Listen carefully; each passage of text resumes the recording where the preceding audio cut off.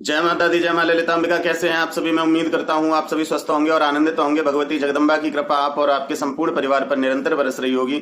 तो आज जो हम जानकारी लेके आए हैं वो लेके आए हैं गणेश साधना के विषय पे कि नए साधक गणेश साधना करके ही साधनाओं की शुरुआत करें, जिससे कि कोई भी नकारात्मक शक्ति आगे की साधनाओं में कभी भी बाधा ना बन पाए और आपको अन्य साधनाओं के लिए भगवान गणपति से रिद्धि सिद्धि का आशीर्वाद प्राप्त हो सके, आपको हर साधना में सफलता का आशीर्वाद प्राप्त हो सके। तो आज हम इसी विषय पर जानकारी लेके आए हैं। वीडियो को अंत तक देखें और जो भी साधना में बताया जाए आपको साधना उसी प्रकार से करनी है और आप सफलता को प्राप्त करेंगे। तो वीडियो को एक लाइक अवश्य कर दें। देखिए, मैं साधना दे रहा हूं तो साधना का आपको कुछ ना कुछ तो देना पड़ता है, तब वो साधना आपकी कारगर होती है। तो देखिए, इस साधना के बदले किसी भी प्रकार का धन नहीं चाहिए, केवल आपका एक लाइक और एक प्यारा सा कमेंट चाहिए। और यदि आपको लगता है कि आपके साथ साथ किसी और को भी ये जानकारी होनी चाहिए तो आप शेयर भी करें। तो चैनल पर पहली बार आए हैं तो चैनल को सब्सक्राइब कर लें। ये साधना की दक्षिणा होगी आपकी। अब बात करते हैं कि साधना करनी कैसे है। देखिए, 7 तारीख शनिवार से संकष्टी चतुर्थी है, गणेश चतुर्थी है। ये गणेश चतुर्थी से आपको साधना करनी है और ये साधना कब तक करनी है? ये पूर्णिमा तक साधना करनी है, मतलब 11 दिन की साधना आपको करनी है। और इन 11 दिनों में आपको भगवान गणपति का विशेष आशीर्वाद प्राप्त होता है, आपकी साधना पूर्ण होती है।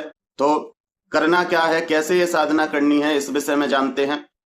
और जो भी बताया जाए आपको बिल्कुल वैसे ही करना है और जो सामग्री बताई जाए वही सामग्री आपको लेनी है। आप ये नहीं कर सकते कि ये नहीं है तो ये ले लें, ऐसा नहीं किया जाएगा। अब ध्यान से सुनिए। देखिए, सबसे पहले आपको एक कार्य करना है। यदि आपके पास गणेश जी का विग्रह नहीं है तो आप एक गणेश जी का प्यारा सा सुंदर सा विग्रह लेके आए। और यह विग्रह पीतल का हो सकता है, अष्ट धातु का हो सकता है, स्फटिक का हो सकता है और स्वर्ण का हो सकता है या चांदी का हो सकता है। आपकी जैसी स्थिति है, जो जिस तरह के विग्रह लाने की स्थिति है, आप उसी प्रकार के विग्रह ला सकते हैं। आपको ये मूलाधार को हम स्ट्रॉन्ग करने के लिए, भगवान गणपति का मूलाधार में पूजन करने के लिए, भगवान गणपति को अपने मूलाधार के रक्षक के रूप में ये साधना करनी है, जिससे कि आपके आगे आने वाली साधनाओं में किसी भी प्रकार का विघ्न ना आए और आपके अन्य चक्रों में किसी भी प्रकार की नेगेटिविटी ना घुस पाए, आपके मूलाधार को किसी भी प्रकार की नेगेटिविटी कभी मलिन ना कर पाए। तो इसमें सब कुछ आपका लाल रंग का होगा। कोई उच्चिष्ट गणपति साधना करता है, कोई हरिद्रा गणेश साधना करता है और कोई वक्रतुंड गणेश साधना करता है। बहुत सारी साधना करता है, लेकिन सबसे अच्छा है कि एक ऐसी साधना कर ली जाए जो सभी साधनाओं का फल आपको प्राप्त हो जाए। तो अब आपको करना क्या है, ध्यान से सुनिए। एक चौकी लीजिए, उस पर एक लाल कपड़ा आपको बिछाना है और उस लाल कपड़े के ऊपर कुमकुम से या रोली से अक्षतों को लाल कर लो, चावलों को लाल कर लो और उससे आपको एक अष्टदल कमल बनाना है। उस अष्टदल कमल पर आप जो विग्रह लेकर आए हैं या आपके पास पहले से घर में विग्रह थे, वो आपको उसके ऊपर स्थापित करने हैं स्नान करा के। उनको स्थापित करने के बाद आपको 2 सुपारी लेनी है, जिन पे आपको मौली लपेटनी है और गणेश जी के दोनों तरफ आपको वो सुपारी रख देनी है, दाएं और बाएं। वो भगवान गणपति की पत्नी अर्धांगिनी है, रिद्धि और सिद्धि। इसके बाद आपने गणपति की स्थापना की, रिद्धि सिद्धि की स्थापना की। अब आपको क्या करना है, एक मिट्टी का कलश लीजिए, उसमें उसमें जल भरिए, थोड़ा गंगा जल डालिए, उसमें दूर्वा डालिए, 1 का सिक्का डालिए, 1 सुपारी, 1 हल्दी की गांठ डालिए, 2 लौंग, 2 इलायची डालिए, थोड़ा सा इत्र भी डाल सकते हैं और लाल चंदन उसके अंदर डालना है, जो मार्केट में आपको आसानी से मिल जाएगा। लाल चंदन उसमें डालना है और उसका जो ढकने वाला ढक्कन आता है उससे ढककर उसके ढक्कन के अंदर, उसके सपोरे के अंदर लाल चावल करके आपको भरने हैं। लाल चावल करके आपको भरना है उसको।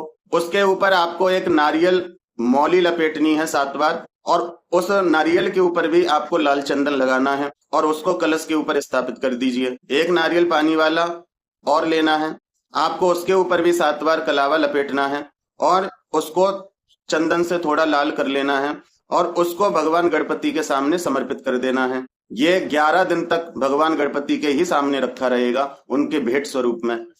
उनके सामने रखने के बाद फिर आपको घी की जोत अखंड जलानी है। गाय का घी मिल जाए तो बहुत अच्छी बात है। यदि गाय का घी आप नहीं प्राप्त कर पाए तो आप भैंस का भी ले सकते हैं, पर घी शुद्ध होना चाहिए। और 11 दिन अखंड जोत आपको जलानी है। अखंड जोत आप प्रज्वलित कर लें, धूप बत्ती जला दें। दूर्वा की माला गणपति को आपको रोज चढ़ानी है 11 दिन तक। 5 लड्डुओं का भोग आपको रोज लगाना है गणपति को।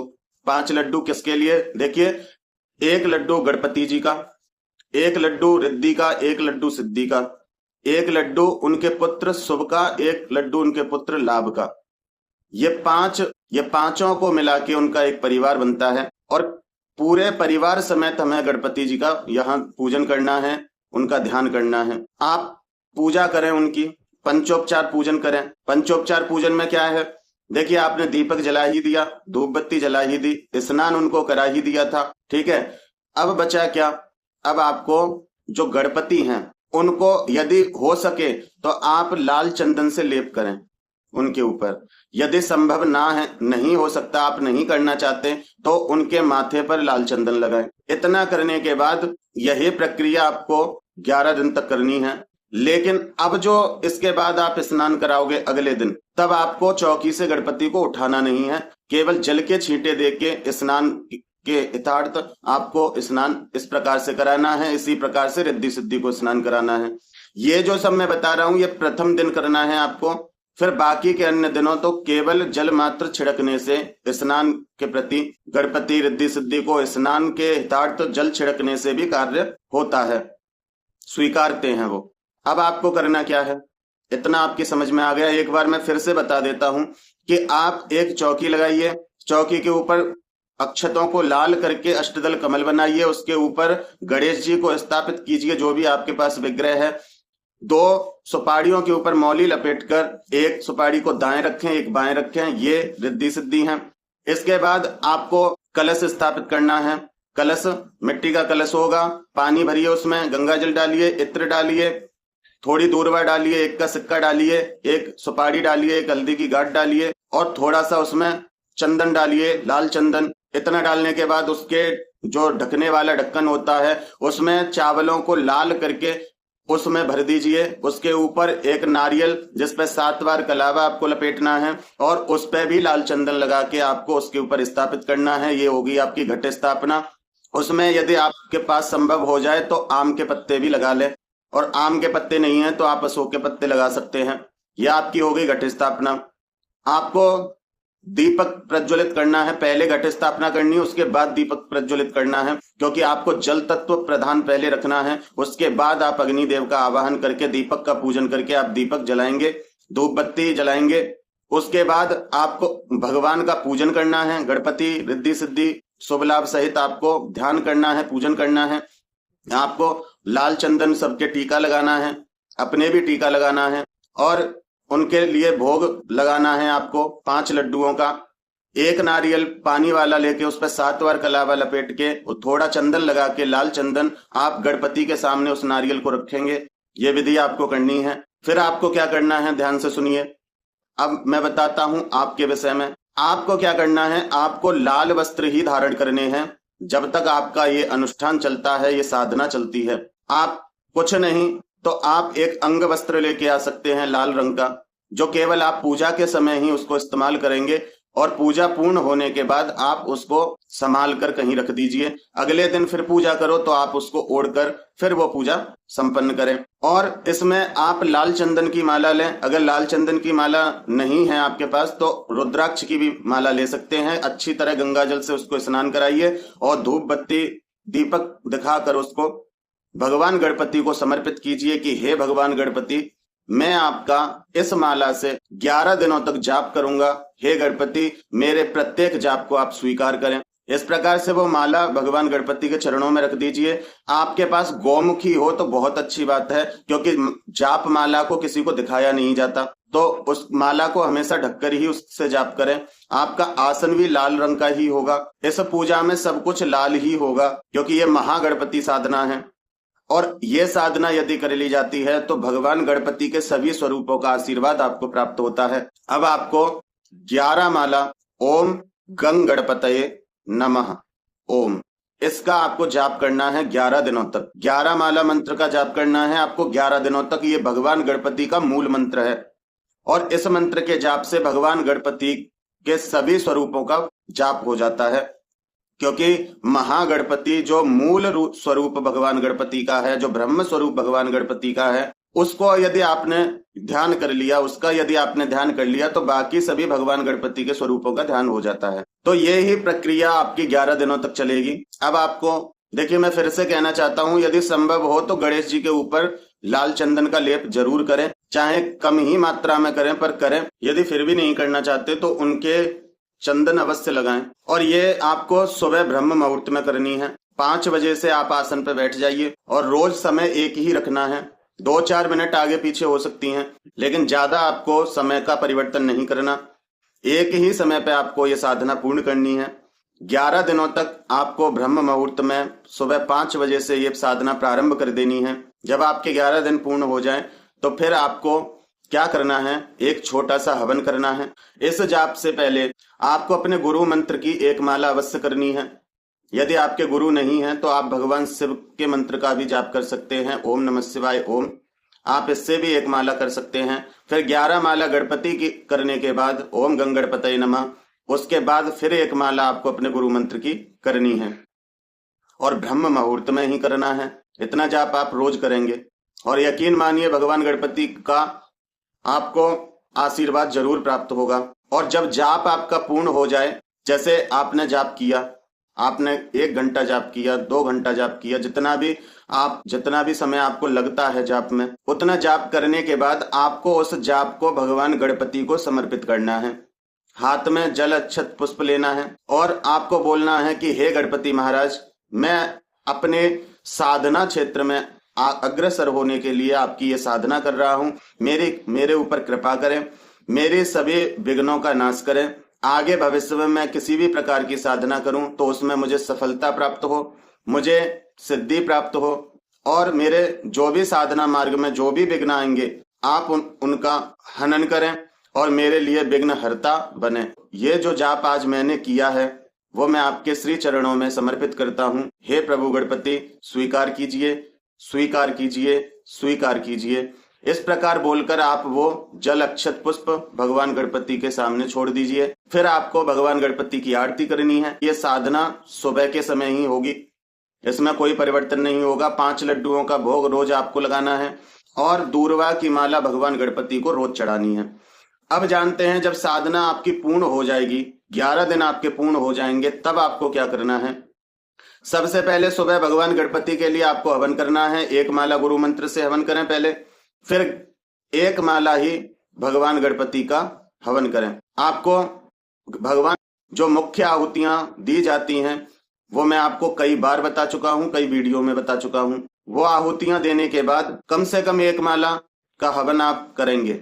उसी मंत्र से जो आपने 11 दिन जाप किया है, उस मंत्र से हवन करके आपको पूर्ण आहुति करनी है। पूर्ण आहुति जैसे मैं बता चुका हूं कि गिद्दी के गोले से करनी है। हवन की प्रक्रिया नहीं पता तो आप मेरे अन्य वीडियो में देख सकते हैं कि किस प्रकार से हवन किया जाना चाहिए। बहुत सारी वीडियो में मैंने हवन बताया है पूर्ण विधि विधान के साथ। पितरों की वीडियो में भी बताया है, लौंग के हवन में भी बताया है। तो प्रक्रिया वही रहती है, सामग्री बदल जाती है, ठीक है। और आपको ये जो हवन है ये सुन लीजिए, आपको ये हवन घी से और इलायची से करना है। घी और इलायची से ये हवन करना है। हो सके आपके पास संभव हो तो आप इसमें केसर मिला सकते हैं। इसके अलावा आपको कुछ नहीं लेना है। और आहुतियां पूर्ण होने के बाद आपको पूर्णाहुति करनी है। अब इसके बाद आपको 8 लड़कों को भोजन कराना है अष्टविनायक स्वरूप मानकर। यदि आप 8 लड़कों को भोजन नहीं करा सकते तो कम से कम 1 लड़के को, 1 बच्चे को भोजन अवश्य कराएं। इसके बाद आप भगवान से क्षमा प्रार्थना करके आप भोजन ग्रहण कर सकते हैं। देखिए, इस टाइम में यदि आप व्रत रखना चाहें व्रत रख सकते हैं, नहीं रखना चाहें तो कोई बात नहीं, आप भोजन करके भी इन साधनाओं को कर सकते हैं। और सबसे बड़ी बात, आपको ब्रह्मचर्य का पालन करना है, क्योंकि यदि आप ब्रह्मचर्य का पालन करते हैं तो आपको अनुभव होंगे। और देखिए, साधना काल में तो ब्रह्मचर्य का पालन अति आवश्यक है, तो आप जरूर करें। और 11 दिन करना है तो इतना तो हर व्यक्ति कर सकता है। अब आपको क्या करना है, जब आपने भोजन भी करा दिया तब आपको शाम के समय विसर्जन करना है। विसर्जन में आप भगवान गणपति से प्रार्थना कर सकते हैं, जो भी आपके भाव उस समय प्रकट हों उस तरीके से आप प्रार्थना करें। जैसे उदाहरण के लिए मैं आपको बता दूं कि हे भगवान गणपति, मेरे ऊपर कृपा करें, मेरे परिवार के ऊपर कृपा करें। जो भी मैंने आपकी 11 दिन ये साधना की है, इसमें मुझे मेरी इस साधना को पूर्ण रूप से आप ग्रहण करें, स्वीकार करें और मेरे ऊपर कृपा करें। तो ये मैंने आपको उदाहरण के लिए बताया। आपका जो भी उस समय भाव प्रकट हो, आप उस प्रकार से प्रार्थना करें। फिर इसके बाद क्या करना है, जो कलश का जल था, इसके बाद आपको क्या करना है, भगवान गणपति को रिद्धि सिद्धि सहित अपने मंदिर में स्थापित कीजिए। इसके बाद जो कलश है, उस कलश में जो जल है वो अपने पूरे घर में छिड़कना है। आप सब जो सदस्य हैं घर के, वो थोड़ा थोड़ा उस जल को पी सकते हैं। बाकी का किसी पौधे में, या देखिए तुलसी के पौधे में आपको नहीं चढ़ाना है, बाकी अन्य किसी भी पेड़ पौधों में आप वो जल चढ़ा सकते हैं। जो सिक्का है, सुपारी है, हल्दी की गांठ है, उसको आप निकाल लीजिए और उसको एक लाल कपड़े में बांधकर, जहां आप अपने पैसे वगैरह रखते हैं, जहां आपकी तिजोरी है, वहां आप उसको रख दीजिए, वहीं रखा रहने दीजिए। ये भगवान गणपति का आशीर्वाद है आपके लिए। जो कलश के ऊपर नारियल था वो भी विसर्जन के लिए जाएगा, क्योंकि कलश के ऊपर जो नारियल था उसने जो 11 दिनों में हमारे घर में या हमारे शरीर में जो भी नेगेटिविटी थी उसको एब्जॉर्ब किया है, उसको ग्रहण किया है, तो इसलिए वो भी विसर्जन के लिए जाएगा। लेकिन जो चौकी पे नारियल रखा था, आपने भगवान गणपति को समर्पित किया था, वो नारियल आपको खाना है। जिसने साधना की है उसी व्यक्ति को खाना है, क्योंकि वही आपकी सिद्धि का फल है। जब आप उसको ग्रहण कर लेते हैं तो यहाँ आपकी साधना कंप्लीट होती है पूर्ण तरीके से। तो मैं उम्मीद करता हूं कि आपको मेरे द्वारा दी हुई जानकारी समझ में आई होगी, ये साधना समझ में आई होगी, और जो साधना में जिस प्रकार से जैसे भी कुछ भी बताया है, आप उसी प्रकार से साधना को पूर्ण करेंगे और मेरा पूर्ण विश्वास है कि आप साधना में सफल जरूर होंगे। तो साधना मैंने आपको दी, उसके बदले आप कुछ नहीं दे सकते, तो कम से कम वीडियो को एक लाइक कर दें, कमेंट में प्यारा सा एक कमेंट कर दें, जो भी आपका मन करे, लेकिन जय माता दी अवश्य लिखना। और चैनल पर पहली बार आए हैं तो चैनल को सब्सक्राइब कर लें, क्योंकि मैं ऐसी ही नई नई और रोचक जानकारी लेके आता हूं। और वीडियो को आप शेयर कर सकते हैं, कोई करना चाहे साधना तो वो कर सके, आप उसकी मदद कर सकते हैं। तो फिर मिलते हैं एक ऐसी ही नई जानकारी के साथ। तब तक अपना और अपने परिवार का ध्यान रखें, भगवान की भक्ति करें, निरंतर भक्ति करें, क्योंकि आपकी भक्ति ही आपको श्रेष्ठ बनाती है, आपकी भक्ति ही आपको मोक्ष दिलाती है। तो फिर मिलते हैं एक नई जानकारी के साथ। जय माता दी, जय मां ललितांबिका।